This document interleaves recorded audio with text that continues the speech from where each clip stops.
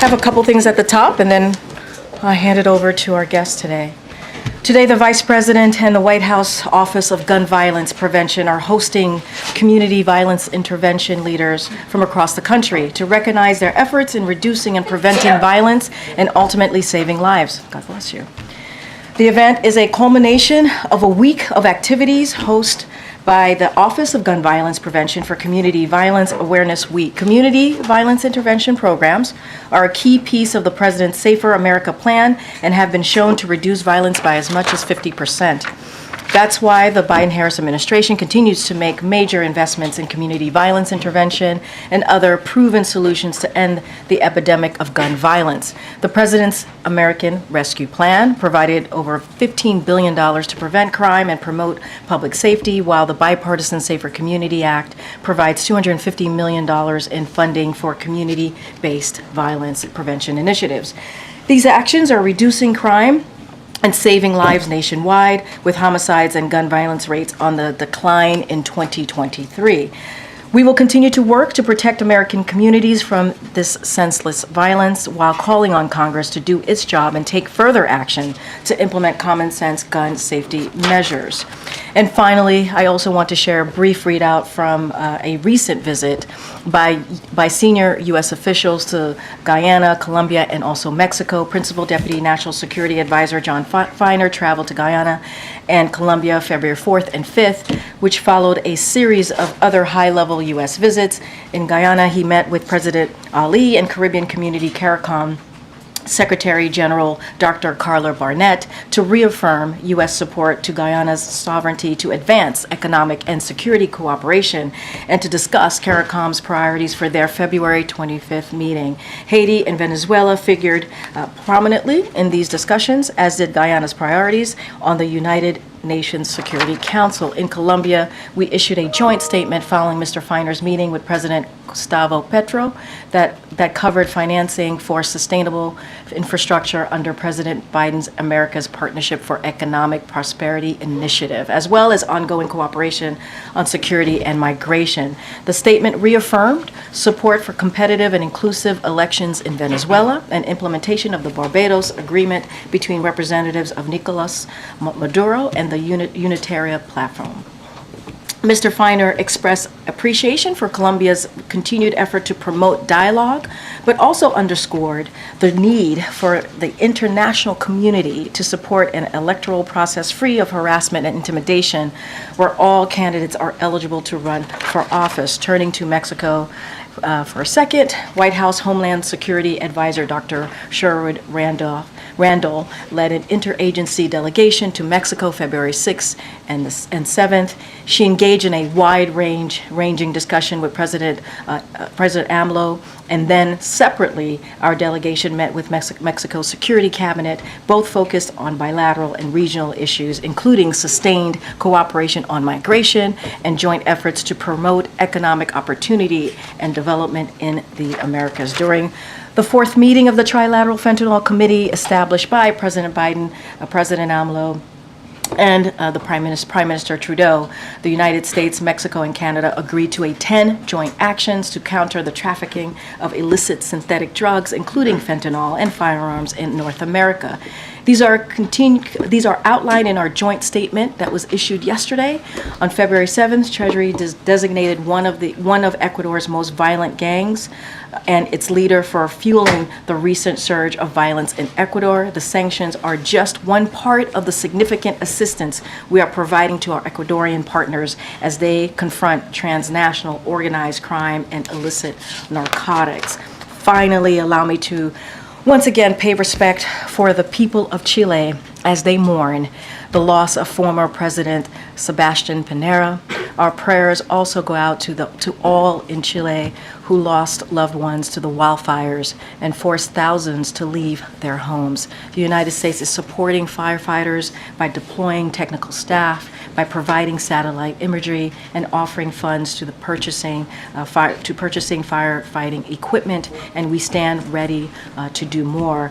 With that, thank you for your patience. I will turn things over to my colleague, Ian Sams from the White House Counsel. Thank you, Karine. Good to see everybody. Thank you for comments. Sure, thanks. I want to start by talking about a few things that I think are important for you all to hear and for the American people to hear. The president spoke powerfully about this last night. After a long investigation that turned over every stone and explored every theory, the special counsel decided that there was no case there. Notably, he said this would be true whether President Biden was president or a private citizen. The special counsel's assignment when he was appointed was to determine whether any criminal conduct occurred. He found it didn't. That was the finding. The case is closed. I want to read you something from none other than Ken Starr, who most people in this room will remember is the independent counsel who investigated former President Clinton. After that investigation, here's what he said to Congress, quote, "What I see the conclusion as being is just a determination that no criminal charges would be brought. Period. Full stop.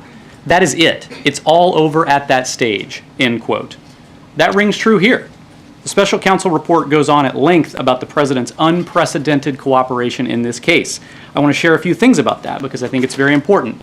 One, when the classified documents were found, it was self-reported.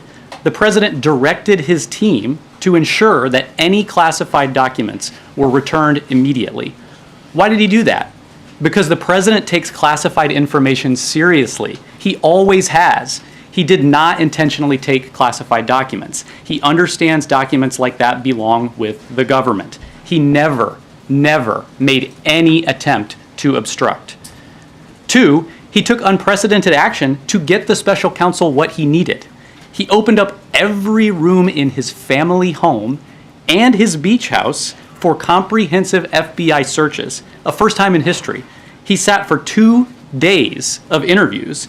An interview that I'll add, and the president talked about this last night, took place the day after the brutal attack on Israel. The president was managing an intensive international crisis. You just heard the vice president talk about this. He answered dozens of follow-up questions to the special counsel in writing. 3, he didn't exert executive privilege over any contents of the report. He was transparent. He had nothing to hide. There was a long, intensive, and in many ways, yes, excessive investigation. But for context, you should all remember, in the case of former Vice President Mike Pence, who had a very, very similar incident occur right after President Biden, the case was closed within a few months. It was a brief, one-page letter to Mike Pence. But in this case, there was a 15-month investigation. The special counsel interviewed 150 witnesses. He sought and obtained 7 million pages of documents down to emails about moving trucks during the transition in 2016 and 2017. He spent more than $3.5 million taxpayer dollars exploring every possible theory that he could. And what was the result? He reached the inevitable conclusion based on the facts and the evidence that there was no case here. And this is important to think about in context of how this report is being viewed and by many of you being covered. This is the first special counsel investigation ever that hasn't indicted anyone. Every theory was explored, but the facts and the evidence disputed them. The decision was that there was no case to be made. In that reality, we also need to talk about the environment that we are in. For the past few years, Republicans in Congress and elsewhere have been attacking prosecutors who aren't doing what Republicans want politically. They have made up claims of a two-tiered system of justice between Republicans and Democrats. They have denigrated the rule of law for political purposes. That reality creates a ton of pressure.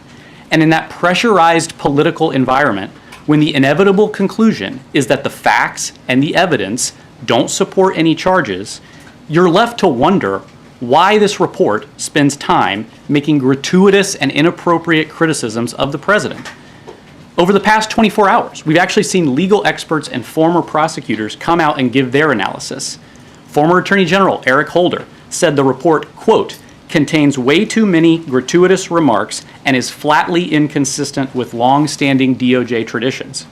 The former acting FBI director said he had overseen many cases like this and, quote, you have to have explicit evidence of willful retention of these documents, and that is just not present in this case.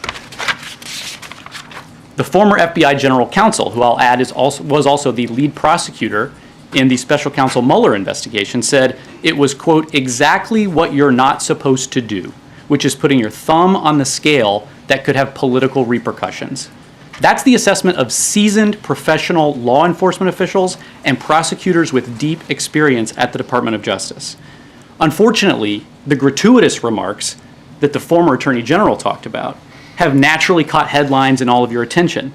They're wrong and they're inaccurate, and they obscure a very simple truth that I want to repeat one last time, since I know it's hard to wade through 400 full pages. 1, the report lays out example after example of how the president did not willfully take classified documents. The report lays out how the president did not share classified documents with anyone. The report lays out how the president did not knowingly share classified information with anyone. On page 2, which I know you all read, the report argues that President willfully retained materials. But buried way later on page 215, the report says, and I quote, there is in fact a shortage of evidence on these points. 200 pages later. Put simply, this case is closed because the facts and the evidence don't support the theories here. The gratuitous comments that respected experts are saying is out of line are inappropriate. And they shouldn't distract from the fact that the case is closed and the facts and evidence show that they reached the right conclusion. With that, I'm happy to take questions. Just a couple of housekeeping. When and whom was the president briefed about on the contents of the report? The president was briefed by his lawyers. And second, the president, and as you mentioned again, you thought some of the characterizations were gratuitous. Does the president still have confidence in Merrick Garland after selecting her to be put in this position? If the president spoke to this last night, I can't remember which of you asked him what his thoughts were on the appointment of the special counsel, and he answered that, I think, thoughtfully and powerfully, and I don't really have anything to add beyond what the president said. Just finally, does the president support the release of the entire transcript of his interview to put to rest some of these things that you think are being overlooked? Yeah, it's a reasonable question. I think that it's important to know that we're dealing with classified materials in this conversation. There are classification issues there. I don't have any announcement on, releasing anything today, but it's a reasonable question, and there are classified stuff, and we'll have to work through all that. So, but once you can work through, like, say, a redacted version, would the president support the release as long as you can obviously keep what needs to be kept secret? Well, we'll take a look at that and make a determination. Thanks, Ian. 2 questions. First, you said in the topper that the president takes classified information seriously, and the president said last night that he never discussed classified material with anyone, but the special counsel's report said that on 3 different occasions he did discuss it with his ghostwriter. I understand it didn't meet the bar for prosecution, but how do you reconcile the president's statement with what's in the report? Sure. Well, if you read the full report, it actually gets into each of those 3 instances. I think Justin rightly points out that we're talking about 3 instances out of 250 pages of evidence that they're talking about criticizing. I think it's important to look at those 3 examples. 2 of them are his own notes to himself in his personal diary that he was reading about to his ghostwriter for his memoir, for a memoir about his life after his son Beau died. And he was reading these passages that he had written to himself to share information with him, and he took pains, and the report lays this out, to express how sensitive some of the information was and that we should be careful with it. And of those 2 passages from his diaries that he talked about with his ghostwriter, weren't in the book. There's no classified information in the book. And so I want to just make that point. And the second is there's a kind of an allegation of willfully taking a classified document that he talked about with his ghostwriter. That's false. As the president talked about last night, he was again talking about a handwritten letter that he had sent to President Obama and faxed to him about the Afghanistan troop surge. Like these are the president's own personal writings, the president's own diary notes to himself. And I think there's an important thing to think about here.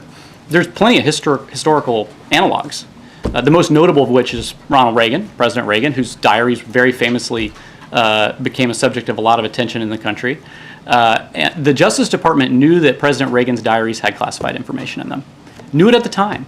He took those diaries home. He read those diaries to people. He shared the actual physical copy of the diaries, which the special counsel report talks about. Joe Biden never even gave custody of his notebooks to anybody, and they never even asked for those diaries back, and they never launched an investigation. And why is that? It's because historically, going back to the beginning of the country, presidents keep diaries. We should want our presidents to be thoughtful and deliberative about the decisions that they make on the most consequential issues of our time. And we have entrusted presidents to be safekeepers of this information, and we have expressed, great gratitude, including many of you in the press, when presidents share through books and other things insights into their thinking and decision making and historical context. And so I think it's lost in the shuffle of all of this that the president did what all of his predecessors had done, which was take notes for himself, keep a diary of his own daily life, so that he could think back on these big moments of the time. And so, that's important to know about this allegation that there was sharing of classified Right, is your information. contention that just because the president rewrote classified material in his own words and then shared it with somebody who didn't have the security clearance for it, that it was okay? Well, let's look at the report. I mean, we talked a lot about the report. I understand it's long, 400 pages. I'm not sure how many people in this room have read the entire thing. Page 3, which I think is what everybody's asking about and understandably says, quote, Mr. Biden shared information, including some classified information, with his ghostwriter, right? But if you go to page 248, the report says, quote, we conclude that the evidence does not establish that Mr. Biden willfully disclosed national defense information to his writing assistant. That's in the report. That's the conclusion that was made based on the evidence.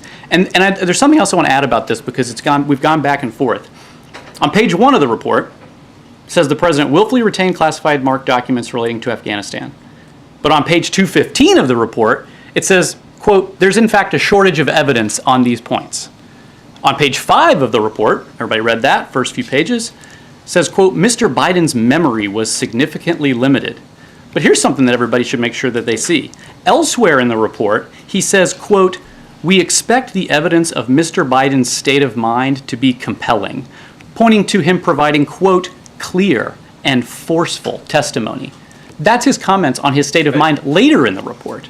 And so I think it's important to kind of take the report in its totality and understand that in that report, the facts and evidence refute the theories that are floated that they explored. I think maybe we disagree on if he should have used the word willfully last night, but there's one other thing I wanted to ask you about, which is that his attorneys said that they were going to work on a process to make sure that none of this happens again. Yeah. Obviously, there's the potential that this administration has less than a year left, so I'm wondering if you could detail what the timeline is on that, what you guys are considering for that type of process. That's a great question. I think that something that this issue a year ago brought to light is that this is a, unfortunately, very common occurrence in our country. The National Archives has talked about how 80 different libraries and collections just in the last decade or so have called and said, oh, we found classified documents in these papers. And they have a process that you're supposed to turn those back in. But then, we had the issue with President Biden. Immediately after that, we had the issue with Vice President Pence. And I think it's important to understand that this is a common occurrence, and the president thinks that we should fix it. Like, he gave all these documents back. He knew he did not, that these governments should be in possession, that the government should be in possession of these documents. And so what we're going to do is the president's going to appoint a task force to review how transitions look at classified material to ensure that there are better processes in place so that when, staffs around the building are rushedly packing up boxes to try to get out during a transition as quickly as possible, at the same time and up until the very moment that they're still governing and doing matters of state, they're going to try to make recommendations that can be fixed, and he's going to appoint a senior government leader to do that. We'll have more on that soon. In 2017, that he had classified material downstairs. Go ahead, Kelly. He boasted about it. Go ahead, Kelly. In your advocacy here and in the President's counsel writing back to Mr. Herr, you're saying that there were gratuitous comments, that there are false pieces of information. How is the American public supposed to process this when we also live in a world where former President Trump asserts that there was a politicized process that resulted in his prosecution related to classified documents and other things? So for the public, if Democrats and this administration say, trust the Department of Justice, trust the institutions, but you are also arguing here gratuitous political cheap shots and false assertions. How are they to process? Well, I talked about this actually a minute ago, and I think, when you have the former Attorney General, when you have the former acting FBI director, when you have the former general counsel of the FBI, these are experienced people at the Justice Department who spent decades working at the Justice Department, and they're saying it's gratuitous. They're saying that this is inappropriate, that this is inconsistent with DOJ policy and practice. That's them saying it. We agree. You heard the president speak forcefully about this last night. You heard the vice president speak forcefully about this today. We certainly agree that it's gratuitous. But I explained this a little bit in the opening. We're in a very pressurized political environment. And when you are the first special counsel in history not to indict anybody, there is pressure to criticize and to make, statements that maybe otherwise you wouldn't make. And, I think that it leaves you wondering why some of these critiques are in there. But I think it's also important to just fundamentally distinguish between the prior case that you mentioned. I want to be careful in terms of commenting on that. But the special counsel report goes into great detail about the differences and distinctions there. And I think it's important to understand that the criticisms that you're hearing of the gratuitous comments in the report, which are wrong, frankly, this is being shared by people who have deep experience at the Justice Department. On the many issues related to memory, they certainly seem to prompt an angry response from the president and from his advocates. Is there anything being done to address that issue in an ongoing way? Obviously, Counsel wrote asking for some of those things to be removed. It is potential that Robert Hur could be called before Congress to testify in public. Are there any steps that the administration would take addressing that specific issue? Is it in relation to overall medical physician's report of the president or other things to demonstrate what is the issue with memory, and is it a factor that deals with his capacity to serve? Well, I have a lot of issues with the contents of that question, and Karine's answered a lot about the president's transparency in his medical records and his physical and things of that nature. And I, leave that to Karine to handle. But I'll say, I just read you this. Page 248, later in the report, he says, quote, "We expect the evidence of Mr. Biden's state of mind to be compelling," pointing to him providing, quote, "clear and, quote, forceful testimony." I can't explain why the report veers all over the place on this issue. I can just say, and as you've heard from the vice president, you heard from members of Congress yesterday talking about their recent interactions with the president. One, Congressman Goldman from New York, talking about his interaction with the president the day before this interview, when Congressman Goldman was on the ground in Israel, and the long and intensive and detailed conversation they had about what was going on the ground. We just reject that this is true. And I think that it does raise questions about the gratuitousness, and it raises, makes you wonder why that's in there. Thank you, Karine, and thank you, Ian. So you are discrediting some of the findings in this report. You are discrediting some of the observations of President Biden. So why should the American public accept the conclusion that charges weren't warranted? I'm not sure I understand exactly what you're asking. I'm saying you're claiming that much of the report is inaccurate. So why are you so confident that the conclusion is correct? The conclusion has been obvious from the very beginning. It was a long, intensive, sort of meandering investigation that came to the conclusion that in February of last year, everybody knew that this wasn't intentional, that this was an accident, that they were found, and as soon as they were found, the president said, give them back, get them back as soon as we can, and fully cooperate with everything. So he reached the inevitable conclusion because it's the truth. The conduct of the investigation throughout and the gratuitous comments in the report are troubling, and they're inappropriate. But I think that the finding was the obvious one because it's the truth. President Biden blamed his staff largely for the mishandling of documents and where they ultimately ended up. Does the president believe he did everything right when it comes to handling classified material? Well, just look at the report. I know it's long, but the report talks about how the evidence is that these were most likely things that were packed up by staff during movements and transitions and things of that nature. So that's reflected by the report. It's not some accusation by the president. It's just true. I mean, you guys know, you guys work with White House staff all the time. We support the principal. That's our job. And the principal relies on their staff to help them with things. And the president said this last night. He talked about how, looking back, if he had been more, he was more engaged in that process of the packing and the moving things to make sure that things were being done the right way. And I think the most important thing to remember is once it was realized that something wrong had happened, he did everything right to get it back and to fix the problem. What about all the stuff that he talked about that was in his home, in filing cabinets that were either locked or able to be locked in his house? What stuff was he talking about? Classified materials? Well, we talked about, the report goes on at length about this. I'd encourage you to read it. It talks I'm talking about what he said last night. He said the stuff in my house was all in filing cabinets that were either locked or able to be locked. Didn't he put them in his home? I'm not really following the question. I think that what's clear is that, and I told this to Justin a minute ago, he had his personal diaries that he had. Of course he has his personal diaries. The documents that were taken were jumbled up in boxes and found inadvertently in places, and that's what happened. So We got to move on. Good. Thank you. How concerned is the president and the team here that the, quote, gratuitous comments are going to damage him, damage public perception of him? I think the public is smart, and I think that they can see what's going on. I think that they see a president who fully cooperated. I think they see a president who did the right thing and made sure everything got back. And I think that they see that this was a long investigation that ended without a case to be made. And, I think that they can see and understand, when people are gratuitous and make comments that they shouldn't make and that are beyond the remit of a prosecutor to do. I think that they understand that. And I think that they'll understand that the president did the right thing here. If the 7th and 8th were obviously, or 8th and 9th were obviously like very busy days where the president was overstretched, taking calls in the middle of the night, all of this, why continue with the interview with her? Why not do it on another day? Why give him the opportunity to have these lines in the report about lapses, about timelines?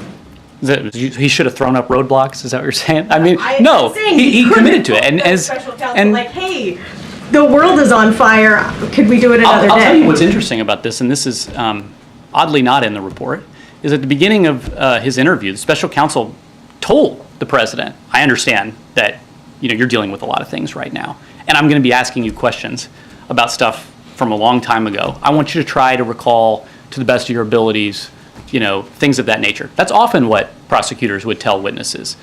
So he understood that. But the president was going to commit to being cooperative. He talked about this last night. He wanted to make sure he had everything he needed, and he didn't want to throw up roadblocks. We got to move on. Good. Thanks, Karine.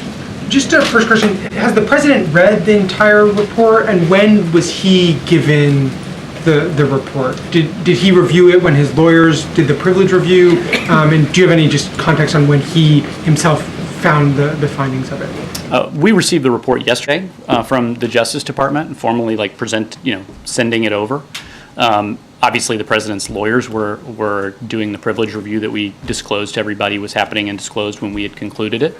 And so I think they had briefed him on the material as the client, as is typical in a legal case. And then we received the full report yesterday.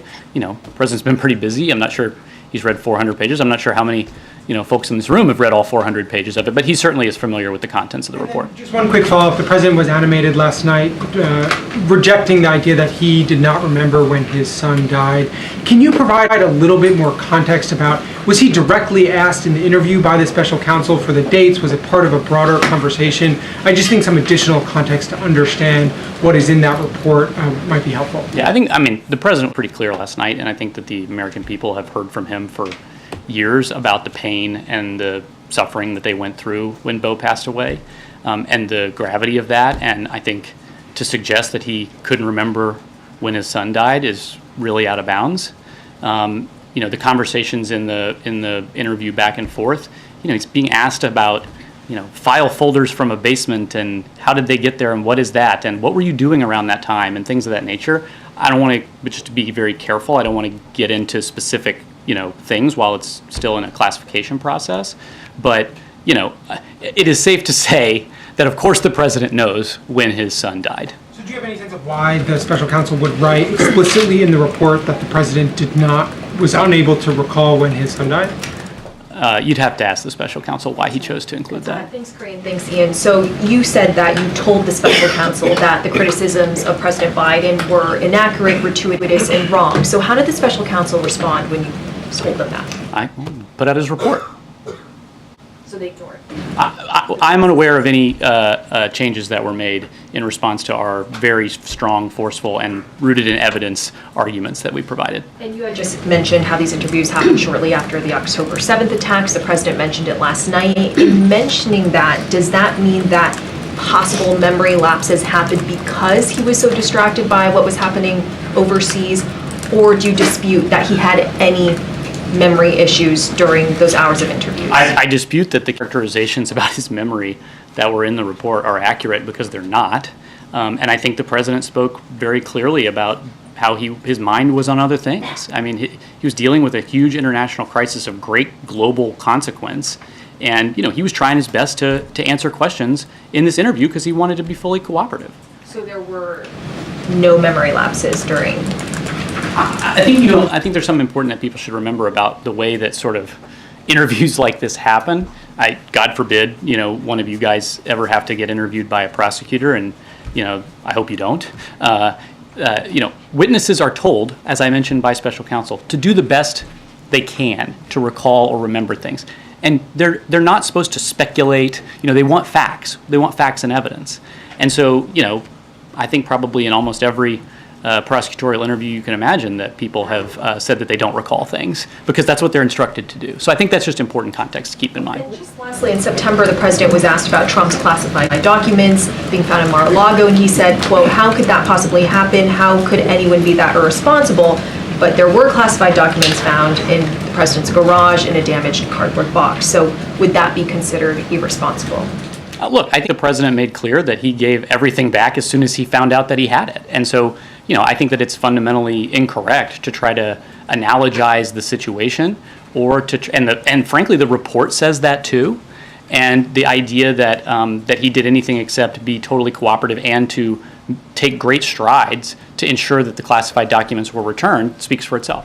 Okay, good. Thank you. Ian, the Vice President referred today to the report as being politically motivated.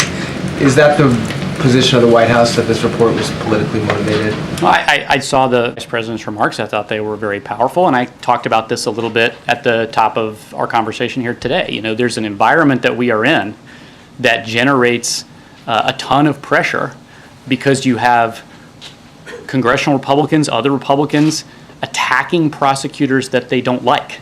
And it creates, a need. If you're going to determine that charges weren't filed, people are human and they're thinking through, what do we need to do? And, it leaves one to wonder exactly why he included a lot of the criticisms that were in there. Also, with regard to the staff, President Biden has had some staff members who've worked for him for decades. He referenced their mistake last night. Has he had a visit with any of these staff members? Do the staff members who are responsible for taking those documents to his house, do they still work for the president? Have there been any consequences? Well, I think I talked about this also before. I mean, this is an issue that has plagued administrations of both parties for 50 years, where accidentally things get shuffled up and taken and removed. And the archives has, literally they put a frequently asked questions page on their website about what you do if you find them accidentally. That's how often it happens. And, he gave them all back as soon as he found out about it. We understand that mistakes happen sometimes. I'm not going to get into sort of individual witness or parsing like that from the report. It didn't happen for President Obama, President Clinton, President Bush Sr., or President Bush Jr. I don't know if 3 people makes it a common. That's actually not true. Officials from all administrations from the past, half century or so have had this accidentally happen. But you're parsing 2 things. You asked me about the fact that, and the report states this clearly, that this was likely the result of inadvertent packing by staff. And you asked exactly about the staff issue, and so I'm responding about the staff issue. Okay. And you can't say whether the staff still work for President Biden? Well, I'm saying that the question you're asking about the frequency and normalcy, unfortunately, of mistakes like these being made, they happen. And what matters is how you respond to it. And when you find out that there was a mistake that was made, you give everything back, and that's exactly what was done. Thanks, Ian. What does it say about Merrick Garland's judgment that he appointed someone who ultimately put out a report that was so egregious, so inappropriate, and flouted department regulations and norms? I think the president actually answered this question last night. I'm not sure which of you asked him it, but he talked about, his views on the appointment of the special prosecutor, and I really don't have anything beyond what he said. Two things I was hoping you could quickly clarify. The report says that in 2017, the president told his ghostwriter that he just found all the classified stuff downstairs. Why did he not report that at the time? Well, and this is included in the report as well, if you read through it. The president was talking about a handwritten letter that he had sent to President Obama that he faxed to him about the Afghanistan policy in 2009. And he says, and this is in the report, that he said last night, I should have said sensitive. I should have said, really careful, more careful language about that, because he was talking about something that was a personal, like a letter he sent to the president. So in his mind, it was sensitive, but what he said was classified. Yeah, this is in the report. They talk a lot about how, the president actually took great care when talking with his book writer to note things like, hey, you need to be really careful with some of this stuff. I'm not entirely sure about it. And so I think that itself actually talks about what care he took with this sort of information as they explore all the theories and go through all the evidence that sort of refutes most of those theories, almost all of those theories, when you think about the judgment that there will be no case in this matter. So, that's addressed in the report. And the second thing, the president also said last night, all the stuff that was in my home was in filing cabinets that were either locked or able to be locked. But the report says that some of the classified documents were in cabinet drawers, while others, about Afghanistan, for example, were in unsealed and badly damaged box sitting in his garage. So did the president misspeak last night? Look, I think the president was responding to a number of inaccurate allegations in this report. We've talked a lot about, Justin asked about the diaries. I mean, this is his personal diaries. Of course, he has them in his house. So, I don't have anything kind of to add on what he said last night. I want to follow up on the vice president's comments on, you've been saying gratuitous, she said politically motivated. Is it this administration's stance that this report was issued in part, or there was a motive in this issue, a goal with this report to inflict political harm on the president? I think that you have to look at we talked about this at the beginning of our conversation today. You have a situation where former DOJ officials are talking about the political repercussions of these actions, and that it's incumbent upon the prosecutor to take great care to follow departmental policy, to not criticize unindicted conduct and behavior or characteristics, which we've seen in this case. That's former DOJ officials. But this White House right now, is it the stance by this White House that this report was issued in part with a motive and a goal to inflict political harm on the president? I heard the question the first time, and I have nothing to object to in what the vice president said. I thought she was powerful and forceful. But also, just to follow up, I'm sorry, this administration, as you said that Republicans have often attacked prosecutors, independent systems, and you said that's created an environment where, if I've interpreted this right, there is an incentive by the special counsel to include some of this language. But often I've heard from Democrats and this White House say that those attacks against independent systems can also sow distrust with the public and those independent institutions. By saying that this is politically motivated, not just gratuitous, but politically motivated, does this not also sow distrust with the public? I reject that. I reject that question. You see this, and it's in the report, the letter that the president's lawyer and the White House counsel's office sent to the special counsel to talk about the Department of Justice norms and policies that they see as being violated by some of the comments and remarks made in the report. And so, I think that that's a false equivalence kind of question, because what we have argued and what we continue to say and believe is that you're not supposed to make these sorts of things according to Justice Department policy. The president, when he ran, and you guys all know this because you heard this, talked about how important it was to restore the rule of law. And he understands that. And he talked about this last night, to MJ's point, about the appointment of the special counsel and sort of how he felt about that. This is a president who is committed to restoring those norms. And I think when we object to some of the gratuitousness in the comments that you're asking about, and you hear me talk about the former Attorney General and other people who've made those comments, they are criticizing that this does not follow those norms. It was politically motivated. Yeah, I know, we gotta keep going. With respect to the portion of the video and the transcript where he was asked about his time as vice president and about Beau Biden's death, why not release those parts of the video? Those aren't classified. It's a transcript we're talking about, and I already addressed this with Justin. Okay, so what you're saying is this wasn't a video, there's not tapes that you can release of that? I was just responding. I think that the question is about the transcript. Okay, and as far as former Attorney General Holder is concerned, you referenced him and the normal DOJ review process. He brought that up in his tweet as well, or his ex-posting. What part of the normal DOJ review process is the White House saying was violated or bypassed in some way? Well, there's actually, it's an interesting question. It's a little in the weeds, pardon me, but the special counsel regulations that exist at the Justice Department govern the process that is supposed to happen here. And the Justice Department has its own sort of manual of procedures. And, you know, as you've heard from those experts, you're not supposed to sort of criticize unindicted conduct when you're making these determinations. Okay, Phil in the back. Thank you. A follow-up and then a separate question. You said a moment ago that the president was responding to inaccurate information when he claimed last night that all the stuff in my home was behind locked filing cabinets.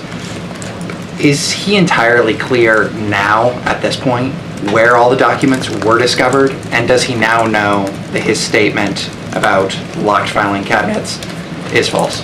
The report lays out in 400 pages of detail all of the evidence and all of the review that they conducted in looking into this matter. The president made sure that all of the classified documents that were found were returned promptly to the government, which is what you're supposed to do, which is why this is the inevitable conclusion that there is no case here.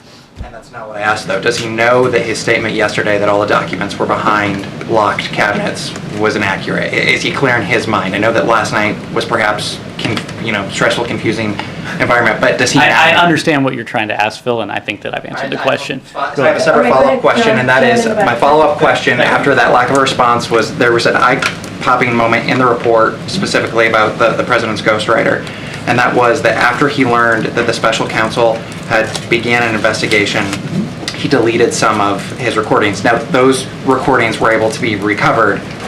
What I'm curious about is, can you say definitively whether or not the president or anyone else at the White House was in contact with his ghostwriter? This is in the report. I mean, read the report. In the report, it says that they sought this, they looked into this, and that they didn't. So that's in the report. John, They were not in we're going to wrap this up. Go, John. Thank you, Karine.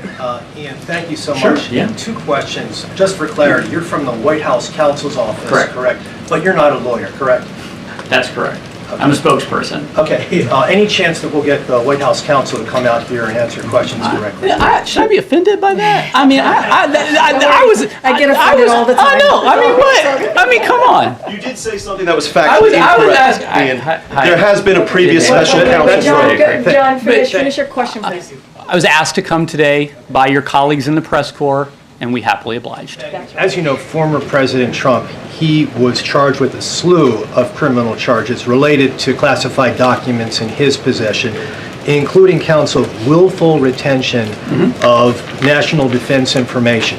In this report, it's made clear by the special counsel that President Biden willfully retained and disclosed classified material. He kept it in unsecured locations after his vice presidency, which presented, according to the special counsel, serious risks to national security. So my question to you, Ian, is can you explain to every voter out there, every American, why it is that President Biden essentially is let off the hook and former President Trump is now facing these slew of criminal charges, which seem to most people very similar? Great wind-up, John. I mean, really a good wind-up. I talked about this already. Page 1, willful retention. Page 2, 15. There is, in fact, a shortage of evidence on these points. The report itself goes through in great detail the facts and evidence that led to the obvious conclusion that there was no case here. The report itself answers the question you're asking about the distinction between two cases, as you guys have heard us from the White House say for a long time. We're very careful about commenting on certain cases like that. I would encourage you, perhaps all of you, read the report. I've read the report, and that's the reason why I asked that question. And the reason why so many people seem confused, because you hear willful retention of national defense information related to Trump, willful retention of classified material relating to President Biden, and yet one individual is facing a criminal trial being brought by the Department of Justice in Fort Pierce, Florida, and the other one is not facing any charges whatsoever. And I think I've talked to many of you guys in the room over the last 24 hours about this. The allegation that there was willful retention of documents is refuted by the evidence in the report.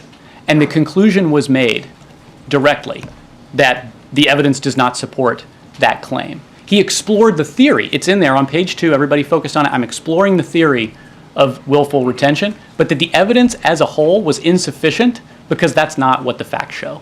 Thank you so much. Thanks, Karine. Really appreciate it, guys. Thank you. There was a previous special counsel probe that did not result in indictments, by the way. The Ham-Jordan case. Okay, thank you. I would say refer to the White House special counsel, and now, not special counsel, but legal counsel. They're here. They came. Okay, go ahead, Almer. Excuse me, 2 questions, just following up on comments that the President made last night. President Biden called the military operations in Gaza over the top. And this comes after the White House has pretty consistently defended Israel's conduct. What's changed, and what exactly did the President mean by over the top? Yeah, so first of all, I would say nothing has changed. His position hasn't changed. I don't think his messaging has changed. We don't think his messaging has changed. He doesn't believe his messaging has changed. This isn't something, the first time he's done so, what you heard from him yesterday. Look, the President made it very clear in his comment that he was obviously talking about Israel's conduct in Gaza, and he's been clear. He's been clear that the United States wants to see Hamas, a terrorist organization, defeated. He's been very clear on that. That is a shared goal that we have, obviously, with Israel. But at the same time, while we have said that, we have been also very clear, the President has been very clear, that they must do so by ensuring that their operations are targeted and conducted in a way that we are protecting innocent civilians. And that is something that we have been incredibly consistent about here in this administration. We want to make sure that we are also protecting innocent civilians. So that is what the President was speaking to yesterday. He was asked, obviously, a direct question, and he answered that. Okay, and then just secondly, the President last night bristled against the fact that many Americans have concerns about his age. I think to a question from one of my colleagues, he said, that's your judgment, suggesting it's the media's judgment. There's no shortage of published polls that suggest Americans have concern about his age and stamina, and it's been put in all sorts of different ways. So is the President not in touch with what Americans feel about this issue? So, look, obviously when it comes to the report more broadly, you just heard from my colleague, Ian Sams, that part of the report we don't think lives in reality, and that's what he was speaking to, where comments were made in that report about that, obviously about his memory that we don't believe lives in reality. And no, I'm going to answer your question. Just give me a beat. I'm going to answer your question. When you have a president that has been one of the most productive, if not the most productive and effective presidents in modern time, that you would assume is a president that is indeed in touch with where the American people are, right? That would assume that the president understands what's going on around the kitchen table when Americans are sitting around the kitchen table trying to figure out how are they going to deal with the economy, how are they going to deal with health care. So in our opinion, in my opinion, he is very much in touch with what Americans are feeling out there as it relates to lowering costs, as it relates to making sure that we beat Big Pharma. This isn't the president who understands what the American people are feeling. Look, as it relates to his age, as it relates to what has been said by in this report, it is something that we don't believe lives in reality in the sense of this is a president. I've known this president since 2009. I've known this president. He's been not just my boss, but a mentor to me. And no one in this building would say that what we saw in this report about his memory. Everybody sees somebody who works very, very hard, has spent hours with him, understanding exactly where the American people are and what they're feeling, and also how to deliver on those critical, important issues to them. Your argument on the report and the assertion that it's gratuitous is well taken, as well as what you believe is his performance. I get that. Yeah. But he seemed to be playing with a different set of facts. The facts are that this is an issue that Americans are concerned about, and he's saying that it's just the media's judgment. Right, but he's also joked around with all of you, talked about and said some things about his age in a way that he understands where people are. He actually said that when in his answer. He has also mentioned his old pal Jimmy Madison, right? He gets it. He gets how he's viewed. He gets what people see and what's written about him and what the American people also see. But there are other things to note, right? McCarthy, when he was Speaker, said that he has found the president mentally sharp in meetings. You know, there are stories like that from, as they're saying it quietly, privately, House Republicans and other Republicans in Congress. But there's reports from all of you who have said that they have interviewed some of these folks and have said the president is sharp. The president, when they have a conversation with the president, he understands the issue. I mean, we saw it at the last State of the Union. He was able to negotiate while giving a very important speech, about 90 minutes, to the world. Millions of Americans watch as he was able to negotiate with House Republicans in the room. So people see that also for themselves. They also see that for themselves as well. So does the president feel that this is the result of Americans being concerned about his age is just based on a media narrative, and it's not based in reality? What I'm saying is that he understands what people may think. He's actually joked about it. He actually has joked about it, saying Jimmy Madison and have said many other things. He says, I know people think I'm 40 years old. Like, he's made jokes about it. So he gets it. What I am saying in front of you today is that he has results. There are results. His record shows that this is a person who gets what American people are and has delivered in that way, whether it's the economy, whether it's healthcare, even on the global stage. What other leaders have said about him. Right? What he has been able to bring leaders together, more than 50 countries, to deal with an issue, a war, to be very clear, in Ukraine, where the brave people of Ukraine are fighting against Mr. Putin's aggression. So world leaders see it. Leaders on the other side of Pennsylvania, whether it's a Republican or a Democrat, see it. And so that matters as well. And that's what we're trying to say to you as well. It is that we have seen and we have heard from others that this is a president that has delivered, and this is a president that's going to continue to do so for the American people. Go ahead, Celine. Thanks, Karine. You've downplayed concerns about the president's memories in situations where he's mixed up certain things. You've said it happens and it's common. But yesterday we saw the president again have a mix-up with the president of Egypt, with the president of Mexico. So how do you explain that? Is it not valid that voters would have these concerns? Look, what I would say is this. That this is a president that has had relationship with world leaders for more than 40 years. He has. And at times, and I even said this yesterday, has he misspoken, as many of us do. I've laid out some examples of even Speaker Johnson just on TV, on Meet the Press on Sunday, who said he supports Iran when he meant to say he supports Israel. It happens. It truly, truly happens. In that same answer that he gave, he actually gave an incredibly detailed answer on the overlapping dynamics in the Middle East as he was responding to the question that he received from one of your colleagues. And look, I want to quote one more person, as I've been quoting folks today. Yara Rosenberg at the Atlantic said, Biden has gaff names his entire career. His entire career. It is not uncommon that he has done that, like many of us do.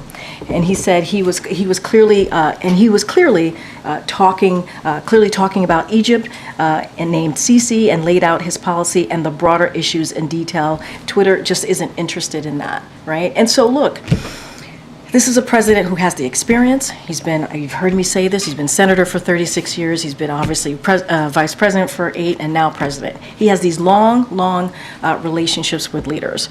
I think what's important here is to remember is that when it comes to the essence of the issue at hand, he understands that and has dealt with that probably, better than any modern day president, because of the record that we have seen, because of what has presented in front of him as we look at what's going on in the world, what's going on in Ukraine, what's going on in the Middle East. How did the president react when he first saw the report? I'm not going to get into, private discussions, private conversations with the president. And just to follow up quickly, I think Justin had asked this before, but Ian Sams was making this argument that these are notes that he was reading from his own personal notes, from his own personal diary, but that can still be classified information even if it was stuff he had written to himself. So is the White House disputing that there was classified information there? So look, I'm not going to get into, Ian spent a good couple of minutes going back and forth and answering that question. I don't have anything else beyond what Ian, my colleague, shared here. I think the bigger picture here is that the case is closed, and I think that's what the American people also should know as well. And so I'm just not going to get into details from here. Okay. Thanks, Karine. With concerns about the president's age, are there any plans within the White House to have him engage more with the press, engage more? He decided not to do the interview before the Super Bowl that many presidents have done. Has there been any considerations about revisiting that or other sorts of engagements? To, as you said, many people in the White House do not see the image of him that the report depicts. Are there conversations about trying to change that perception among the American people? I mean, look, you saw, your colleagues were, I think, were you in the room, Tyler, yesterday? Your colleagues and yourself were able to see the president and ask questions yesterday.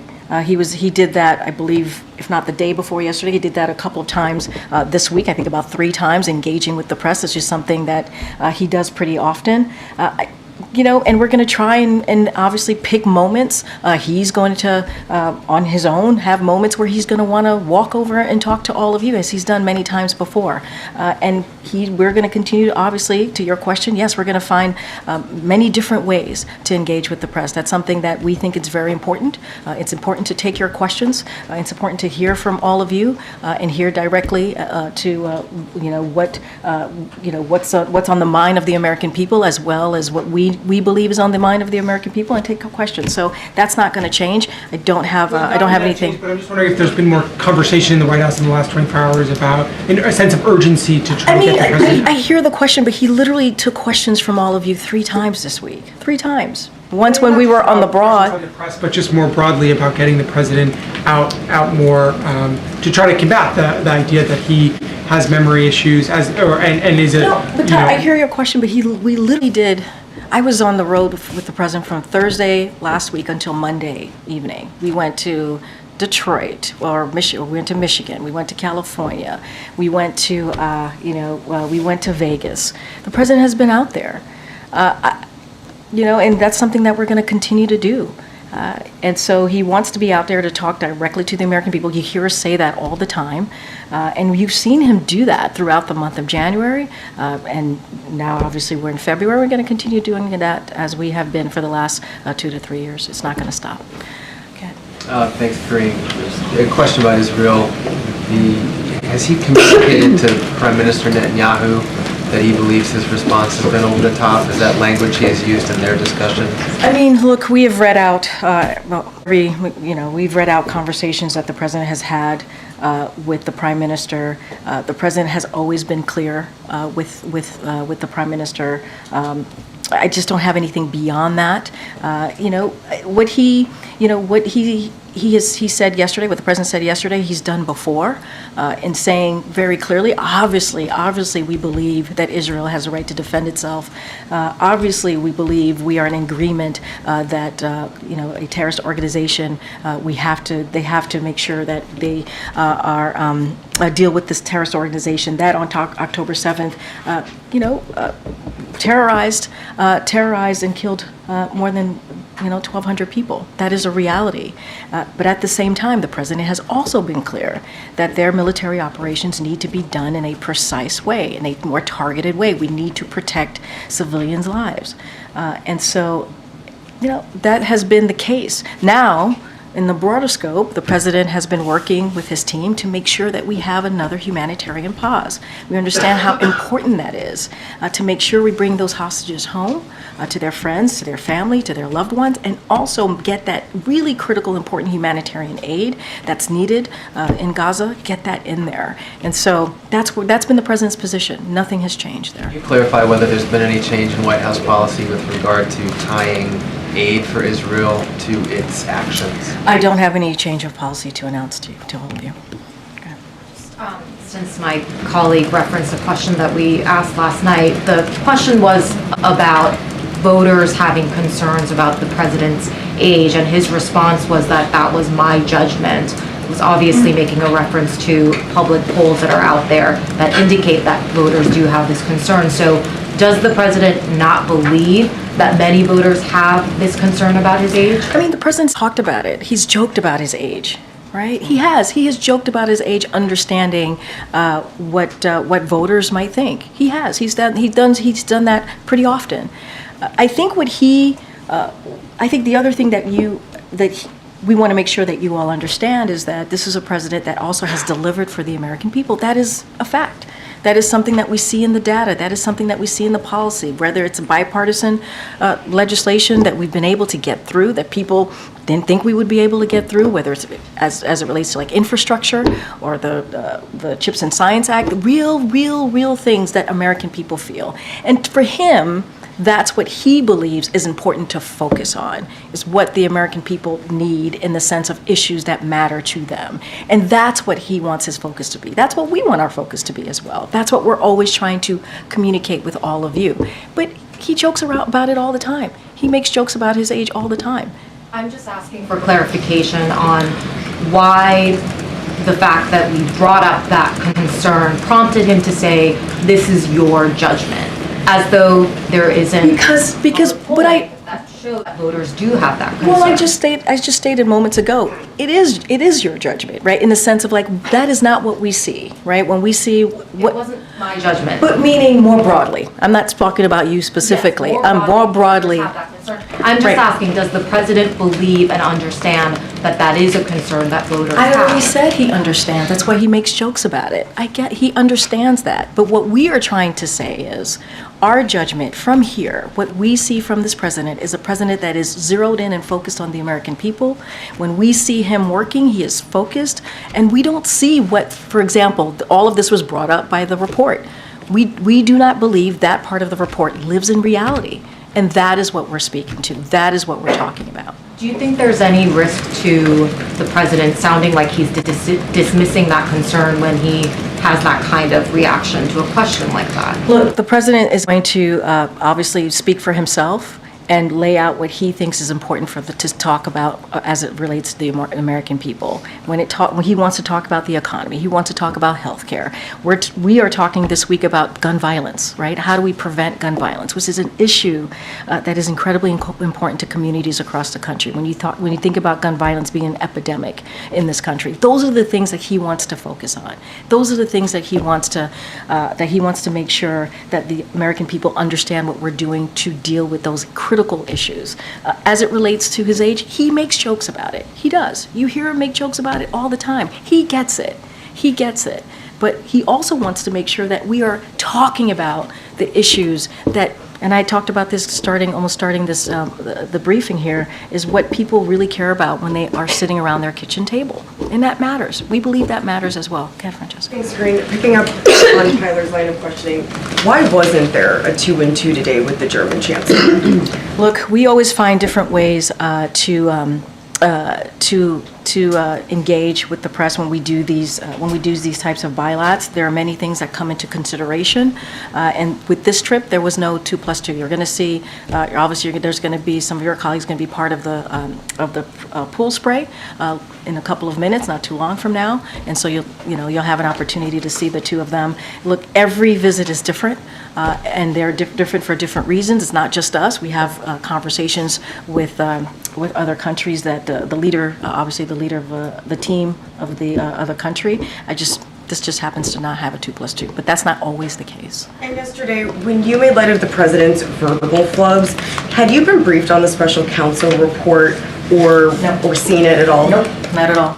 And what do you mean when I made light of the president's verbal flubs? Well, you made some jokes in response to questions about the president confusing world leaders with deceased world leaders. And what I did was I tried to state very clearly that, and yes, I did it in a light way because it does happen to many people. And I actually talked about one of your colleagues that I do it to all the time. And so, look, I just want to be very clear. This is a president that is very much focused on the American people. He is very much focused on making sure what he was elected to do gets done. With the promises that he's made to communities across the country gets kept. So I just want to make sure that is made also very clear. And finally, in response to the special counsel report, one of the president's Republican presidential rivals, Nikki Haley, has called for a mental competency test for the president. Is that something that the White House is actively considering as a way to try and put to rest some of these allegations about his memory lapses? I mean, look, I'm not a medical doctor. So certainly I'm not going to stand here and make opine on tests or anything of that nature. What I can say is that, and I remember talking to the president's doctor last year when I was asked about a cognitive test when the president's physical came out, and he said to me, and I'm paraphrasing because this was over a year ago at this point, that because of the president's actions every day, what he deals with world leaders, the domestic issues that he has to deal with, he believes that shows, right? That shows that the president is very much active and understands what's going on, right? And didn't believe that a test like that was warranted because of just who he is as president of the United States and everything that he has to deal with. But again, I'm not a medical doctor. The president's going to continue to be obviously transparent when it comes to his physical. We were the last 2 years. We'll have one. He'll have one this year, and when the time permits, obviously, or when the time comes, we'll certainly share that. Thank you, Karine. Last night, soon after the president's remarks about Israel, the administration announced a national security memo that calls for the State Department to obtain written assurances that countries that receive weapons from the U.S. will use those weapons in accordance with the law of war.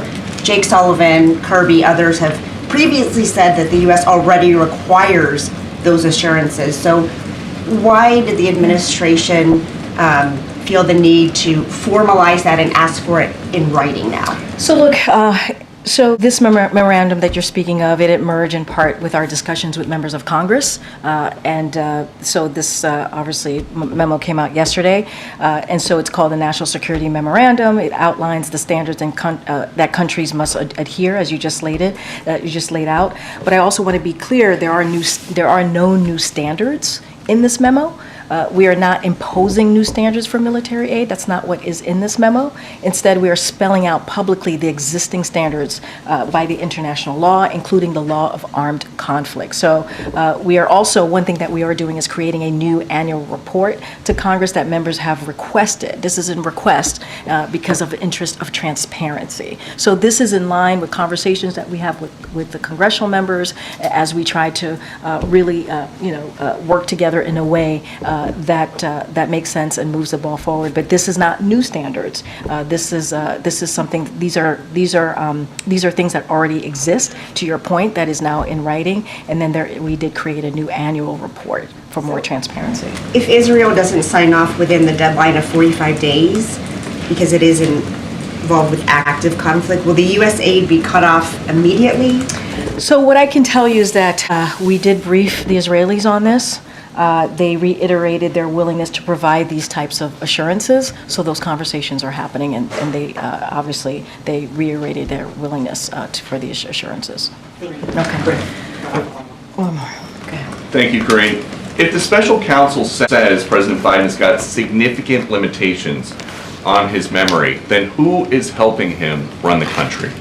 The President of the United States runs the country. The Commander-in-Chief runs the country. How can he be trusted with the nuclear codes if, I get that you're saying that nobody in the building would say that he's got an issue with his memory, but just the little part of what we get to see, he's made mistake after mistake after mistake after mistake on camera this week. So I want to be very clear here. The reality is that report, that part of the report, does not live in reality. It just doesn't. So the special counsel is lying about the president's memory. It was gratuitous. You heard from Ian Sams, my colleague. It is unacceptable. and it does not live in reality. That is just the facts. And look, it is a closed case. That is what the special counsel said. And what matters here is that the president in the last 3 years has delivered on the economy, has delivered on healthcare, has turned this country around after the last president left us with an economy that was in a tailspin. That's what we were dealing with.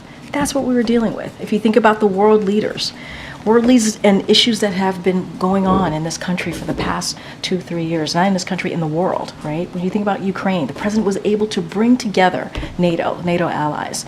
They've been the strongest than they've ever been, and make sure that we are providing what Ukraine, the brave people of Ukraine, need as they're fighting aggression, Putin's aggression. And that is what this president has been able to do. His experience as former senator, as former vice president, and now president, has gotten us to a place where we've been able to turn things around in a way that we meet the needs of the American people, whether it's domestic issues or national security issues. And that is what matters. That part of the report does not live in reality. Bye, everybody. Have a great weekend. When can we talk to the president's doctor?